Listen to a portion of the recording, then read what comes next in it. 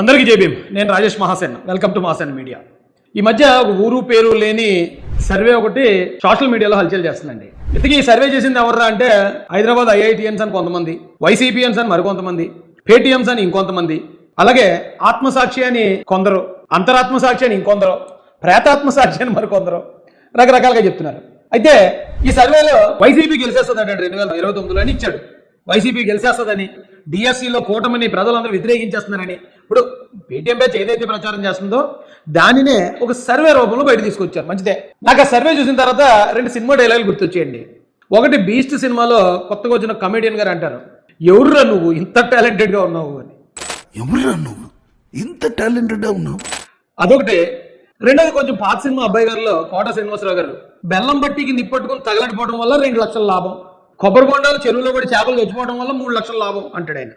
బెల్లం బట్టికి నిప్పంటుకోవడం వల్ల వచ్చిన లాభం 2 లక్షలు, వడగాలి వలన కుప్పలు కొట్టుకుపోవడం వల్ల వచ్చిన లాభం 1,500,000. నాకు ఈ సర్వే రిపోర్ట్ చూసిన తర్వాత అదే అర్థమైంది. ఎందుకంటే బెల్లం బట్టి నిప్పంటుకుంటే నష్టం వస్తుంది కానీ లాభం రాదు. అలాగే వైసీపీకి 4% ఓటింగ్ పెరిగిపోయింది, వైసీపీ గెలిచేయబోతుంది అని చెప్తున్నారు.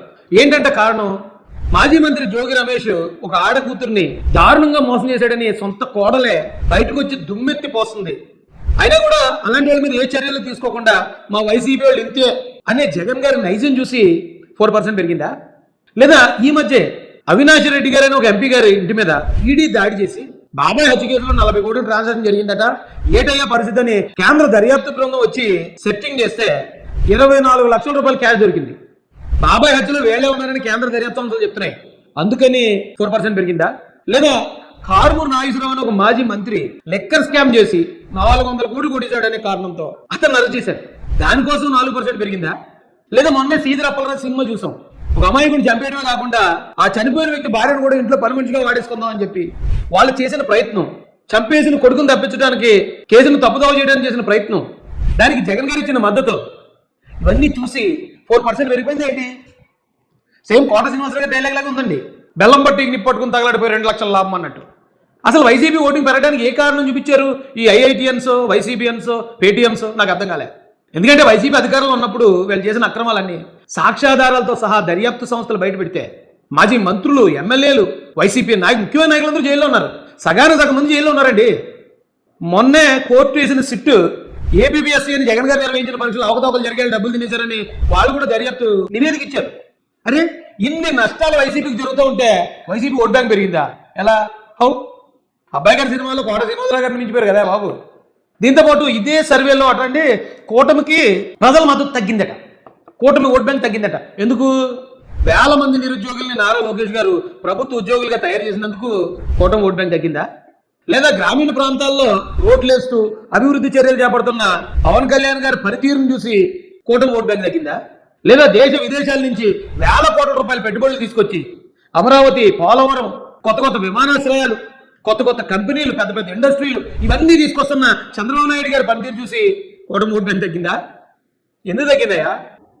అభివృద్ధితో పాటు సంక్షేమం కూడా జగన్మోహన్ రెడ్డి గారు ఇచ్చిన దానికి 2 రెట్లు 3 రెట్లు ఎక్కువ సంక్షేమం చేస్తూ ఒక పక్క ప్రజలను కాపాడుకుంటూ మరో పక్క అభివృద్ధి చేసుకుంటూ, ఒక పక్కన ప్రజలను కాపాడుకుంటూ మరో పక్కన శత్రువులను చీల్చి చెండాడిన బాహుబలిలా ఈ కూటమి ప్రభుత్వం పనిచేస్తూ ఉంటే కూటమి ప్రభుత్వానికి ప్రజాదరణ తగ్గిందా? ఎలారా బాబు? అది చూసాక నాకు చాలా కామెడీ అనిపించిందండి. తెగన వేద్దాం అనుకున్నాను కానీ కడుపు నొప్పి వస్తుందని ఆగిపోయింది. అయితే ఇది ఎలాగ వైసీపీ వాళ్ళు చేయించుకున్నది. ఎందుకంటే వైసీపీ ఎనలిస్టులు, వైసీపీ ప్యానలిస్టులు, వైసీపీ ఎర్నలిస్టులు, పేటీఎం బ్యాచ్, జగన్ గారి మాజీ ఎమ్మెల్యేలు, మంత్రులు అందరూ ఏం చెప్పినా ప్రజలు నమ్మట్లేదు, చీకొడుతున్నారు. అందుకని ఒరే బాబు మా మాటలు నమ్మట్లేదు, ఒరే మీరు సర్వే అని చెప్పి రిపోర్ట్ ఇవ్వడరా బాబు, మేము 29లో నెగ్గుతామని ఒక రిపోర్ట్ ఇస్తే ఇదిగో మాకు పలానా సర్వే సంస్థ చెప్పింది మేము నెగ్గబోతున్నాం అని చెప్పి ప్రజల్లో ఒక లేని అపోహ కలిగించన్నా నేను మా క్యాడర్ని నిలబెట్టుకుంటాం, లేకపోతే క్యాడర్ అంతా జారిపోయే పరిస్థితి ఉంది. కాబట్టి క్యాడర్కి ఉత్సాహం కల్పించడానికన్నా ఈ సర్వే రిపోర్ట్ ఇవ్వండి నాయన అని చెప్పి తెచ్చుకున్న రిపోర్ట్లా కనపడుతుంది ఇది. లేకపోతే ఊరు పేరు లేకుండా సర్వే ఏంటండి? అయినా మన నినాదం, మన స్లోగన్ వై నాట్ 175 కదా. ఆ మాట ఎందుకు చెప్పలేదు? సిగ్గేసిందా? ఎందుకంటే 2024 ఎలక్షన్ ముందు ఇంతకన్నా చాలా సర్వేలు చెప్పేసి జగన్ గారు గెలిచేస్తున్నారని వై నాట్ 175 అని. ఏమైంది? 11లో కూర్చున్నారు. ఇలాంటి సర్వేలు కూడా అంతే, ఇవన్నీ పెయిడ్ సర్వేలు. పాపం ఈ సర్వే చేసేవాళ్ళు కూడా ఇది దరిద్రమైన సర్వే, ఇది అన్ని అబద్ధాలు, తప్పులు తడక అని తెలుసు వాళ్ళకి. అందుకే వాళ్ళ పేరు ఎక్కడ బయటకు చెప్పుకోలేదు అనుకుంటున్నాను నేను. చెప్పుకోవడానికి వాళ్ళకు కూడా సిగ్గు అనిపించి ఉంటుంది. అయితే వైసీపీని చూస్తే ఇక ఇలాంటివి తప్ప మరో దారి లేదు. నిస్సహాయ పరిస్థితిలో ఉంది వైసీపీ. గెలుపు వాళ్ళకి కనుచూపు మేరలో కూడా కనిపించట్లేదు. గెలవడానికి ప్రజలకు చెప్పుకోవడానికి బలమైన పాయింట్ ఒక్కటి కూడా లేదు వాళ్ళ దగ్గర. ఇక నెగిటివ్లు అయితే చెప్పక్కర్లే, వందల వేల నెగిటివ్ పాయింట్లు ఉన్నాయి వైసీపీ దగ్గర. కాబట్టి ఇలాంటి ఫేక్ సర్వేలు, ఫేక్ అనాలిసిస్లు మనం ముందుకు తీసుకురావడం తప్ప పాపం ఇంకా వాళ్ళకి అంతకు మించి వేరే దారి అయితే లేదండి. ఎందుకంటే ఆ పార్టీ సస్టైన్ అవ్వాలంటే గెలవడం అనేది కళ, అది పక్కన పెట్టండి, కనీసం అదొక రాజకీయ పార్టీగా ముందుకు సాగాలి, కొంతమంది క్యాడర్ దానికి ఉండాలి అనుకుంటే మాత్రం ఖచ్చితంగా ఇలాంటి తప్పుడు సర్వేలు, ఫేక్ న్యూస్లు ఇలాంటివి స్ప్రెడ్ చేసుకుంటే తప్ప ఇక వైసీపీ పార్టీ మనుగోళ్ళలో ఉండే అవకాశం లేదండి. జై భీమ్, జై భారత్, జై జై మహాసన, జై తెలుగుదేశం, జై చంద్రబాబు, జై జై లోకేష్ అన్న.